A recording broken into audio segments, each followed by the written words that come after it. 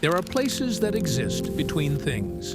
Not quite memories, not yet dreams. You walk their carpets in your sleep. You know their hum. We call them liminal, thresholds between the world we left and the world we built.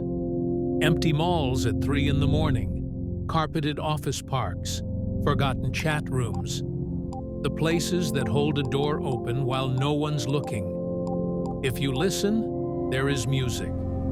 Those vintage video game melodies and old television sounds burrow into us because they remind us of childhood and simpler tech. 8-bit tunes loop forever in distant rooms. The warmth of those simple melodies spreads like sunlight in a casino that never opens its windows. We go back because our present is too sharp. High-definition life leaves no room for imagination. Pixelation is gentler. In the blocky worlds of early games, the gaps left space for our own stories. And online, why 2K fashion and early 2000s content still draw millions. It isn't just a trend, it's a coping mechanism. We scroll through old forum posts like rosary beads. Analog horror creators understood this. They filmed new fears on outdated cameras, using low-fidelity graphics and cryptic messages to invoke dread. Their monsters lurk in the static. The backrooms, Local 58, an entire modern mythology that feels found by accident. We watch these tapes not to be frightened, but because the glitches feel familiar. They match the way memory decays. Walk with me into a food court that closed 20 years ago. The neon is still buzzing. The plants are fake. The smiles on the menu boards are even faker. Everything is clean but lifeless. There is a security gate pulled down over the toy store. You can hear the echo of your footsteps, the faintest hint of a synthesized flute, a MIDI melody that, if you listen, unlocks something in your chest. Why do we love emptiness?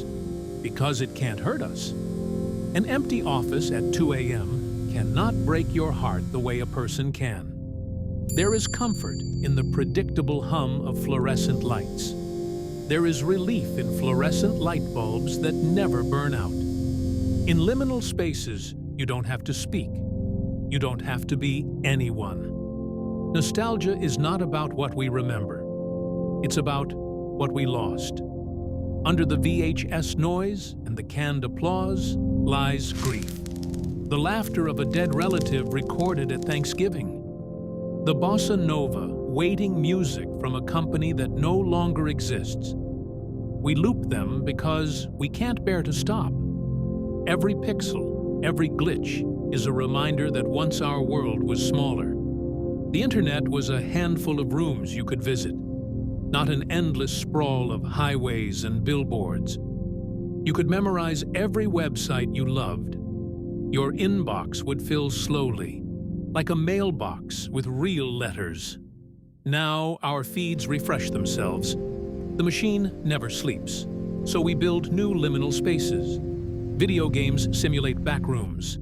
Fans map imaginary floors with IKEA signs and wet carpet. We film ourselves exploring abandoned toys, our us stores, and caption them back home. We chase feelings we never had. We manufacture nostalgia for childhoods we didn't live. Sometimes the machine malfunctions. A VHS tape warps under the summer sun. The image twists into an analog nightmare. The cartoon's eyes elongate. The sound droops like syrup. You're unsettled, and yet part of you is grateful. Because imperfection reminds you of humanity. In a world of seamless HD, a glitch is proof that something physical exists. The paradox? The more we reach back, the more we accelerate. We burn through retro trends like fuel. Y2K resurges, then early 2010s Tumblr aesthetics, then 2016 Vaporwave. Each wave shorter, each memory more recent. Our nostalgia machine speeds up until we're nostalgic for last year. We risk turning the past into content rather than lessons. If we stop scrolling, we might hear silence. That silence is sacred. It's the hum of an empty hallway in a school after everyone's gone home. The hum of a server room in the 1990s. The hum of space between the notes of a melody. Within that hum, there is space to breathe. We cannot live in liminality forever. Malls get demolished, VHS tapes degrade, websites shut down. The backrooms itself is a story about being trapped in nostalgia. But maybe we can visit, gently. We can find comfort in 8-bit chords without letting them trap us. We can collect our glitches like seashells, and then return to the shore. This is a love letter to those empty places, to the people who find meaning in neon reflections on tiled floors, to the songs that play softly in the background of our lives. Nostalgia is a machine, yes, but it is operated by human hands, and those hands are capable of turning it off.